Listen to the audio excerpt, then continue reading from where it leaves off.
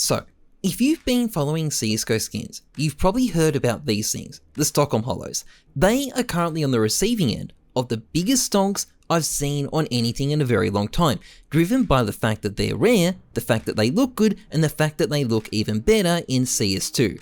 And while this has been a long time coming, the fact is, if you had just ignored the screaming idiots, an outcome like this was always pretty obvious, and I want to examine how it all ended up coming to this. So the story for Stockholm stickers starts at the Stockholm Major. The stickers are good, so a lot of people start crafting with them, but a lot of investors feel burnt by the RMR stickers, so they don't stock up.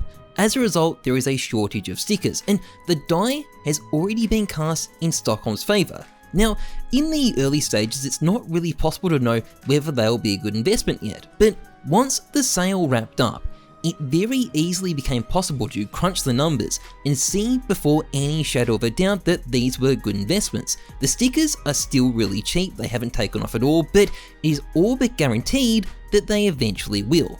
And you don't even need to do this analysis yourself. There is a guy called Phil who's making these really detailed spreadsheets which you can see on YouTube that will explain it for you. It is great stuff, but there's still no hype over these stickers yet. In fact, a lot of people just completely overlooked it. But why? Well, let's look at it like this.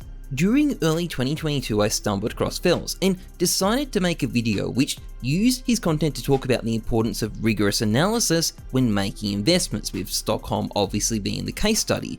This was noticed on a Reddit forum dedicated to CSGO investment analysis, which immediately started hate posting, calling me a market manipulator, mocking the notion that Stockholm was somehow a good investment, and deriding anybody who watched my content as stupid. One user called Exploded even wrote a now deleted 1,600 word essay about why I was twisting reality and Stockholm stickers definitely weren't good investments. Now, if you start from the conclusion that Jesus is an evil market manipulator and that everything I say is wrong, well, it is very easy to come up with whatever argument you want to justify that reality. But what's lost here is the actual numbers that Phil spent ages putting together. Why bother doing the hard work of learning this stuff when you can just pretend to be smart on Reddit and Discord instead? And while the group of people who post stuff like this are relatively small, it is their posts that generally get to the top of these forums, rather than analysis, which is any kind of meaningful value. And analysis is boring anyway.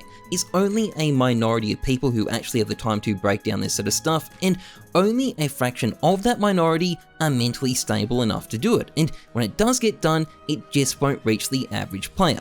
Now, the lesson here in part is to keep off Reddit and Discord and crack open a spreadsheet if you want to figure out what's good to invest in, but it's also that the CSGO market is not efficient and not rational and probably never will be.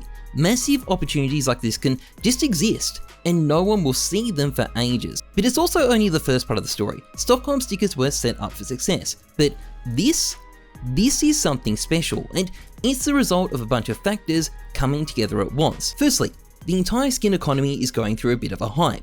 Everything is going up.